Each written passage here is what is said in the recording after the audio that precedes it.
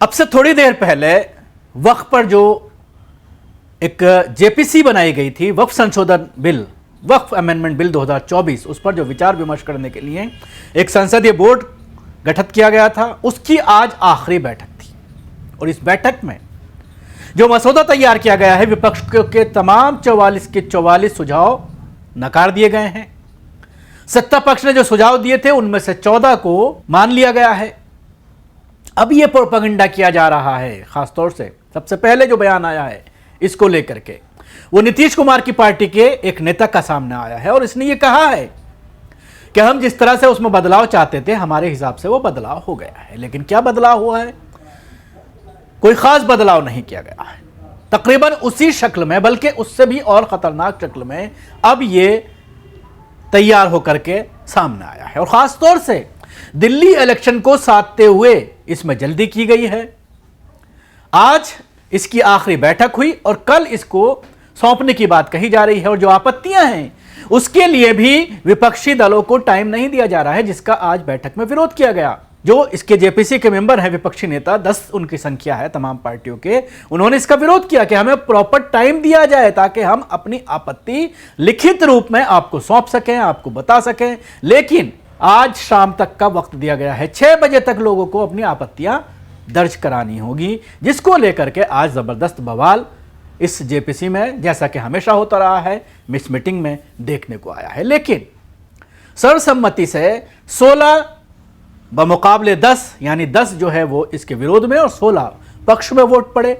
और अब इस मसौदे को कल जेपीसी के जो चेयरमैन हैं जगदम्बिका पाल, वो अल्पसंख्यक कार्य मंत्रालय मंत्री जो हैं किरण रिजिजू, उनको इसको सौंप देंगे। और उम्मीद की जा रही है कि इसी सेशन में जो है, जो कल से शुरू होने वाला है 30 तारीख से, इसी सेशन में इस बिल को रखा जाएगा।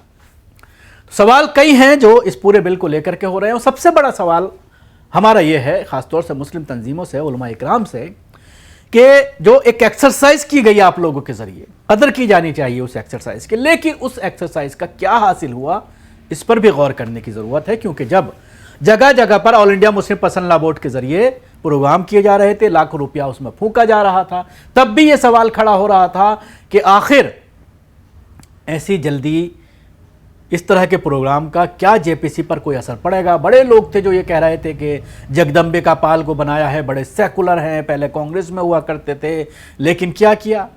पहले 2 मेंबर की बात थी गैर मुस्लिम, अब 2 से ज़्यादा हो सकते हैं, जिसमें 2 ऑफिशियल होंगे और उसके साथ ही 2 जो है वो नॉमिनेटेड होंगे। तो अब ये संख्या 2 से भी बढ़कर हो सकती है। पहले था कि डीएम जो है वो उसको सारी पावर्स दी गई थी, लेकिन अब राज्य सरकार को दे दी गई है, तो राज्य सरकार का ही कर्मचारी डीएम होता है। योगी आदित्यनाथ जो चाहेंगे अपने ऑफिसर से डंडा मार करके कराएंगे, कौन रोक सकता है उसको। और बार बार योगी आदित्यनाथ दिल्ली की रैलियों में भी आकर के कह रहे हैं कि अब वो प्रथा खत्म हो जाएगी कि किसी भी जगह पर आप रुमाल रख दीजिए, लेकिन हालांकि ऐसा होता नहीं है। ये बदनाम किया जा रहा है कि मुसलमान जिस प्रॉपर्टी पर चाहते हैं रुमाल लग देते हैं। दिल्ली में 123 प्रॉपर्टी का मामला कोर्ट में चल रहा है, तमाम तरह की मसाजिद है वहां पर, लेकिन उसके बावजूद सरकार उस पर कब्जा करना चाहती है। खुलेआम निजामुद्दीन में लाल मस्जिद पर कब्जा कर लिया गया, सीआरपीएफ का ऑफिस बनाया जा रहा है वहां पर। तो जाहिर सी बात है, बड़ी संख्या में मुसलमानों की प्रॉपर्टीज इन संगठनों के, हिंदूवादी संगठनों के, आरएसएस और बीजेपी के निगाहों में खटक रही हैं कि ये एक बहुत बड़ा सरमाया है मुसलमानों का, जिससे इनको अगर ये सही से इस्तेमाल करें तो इनका काया पलट हो सकता है, एजुकेशन का मसला हल हो सकता है, बेवाओं के मकानों का मसला हल हो सकता है। उसके अलावा बेवाओं को, बहुत बड़ी संख्या में बेवाओं को जो है वो पैसा दिया जा सकता है, मंथली माहाना वजीफ़ा उनका तय किया जा सकता है। ये तमाम वजह हैं जिनकी वजह से अब इन प्रॉपर्टीज़ पर कब्जा करने के लिए इस तरह का ये पूरा विधेयक तैयार किया गया है। अब देखने वाली बात यह भी होगी कि जो लोग ये कह रहे थे कि नीतीश कुमार की पार्टी जेडीयू और टीडीपी जो है इसका विरोध करेंगे, लेकिन अब जिस तरह से ये पूरा देखने में आया कि इनकी पार्टी के जो लोग इसमें मेंबर थे, उन्होंने इस बिल का समर्थन किया है और ये कह रहे हैं, ये भ्रम फैलाने की कोशिश की जा रही है नीतीश कुमार की पार्टी के ज़रिए कि अब ये दूसरी शक्ल में जो है वो आ रहा है। तो अब ये देखने वाली बात होगी कि क्या इसका पूरा नतीजा निकल कर सामने आता है और जब ये पटल पर रखा जाता है तो कौन कौन इसका विरोध करता है।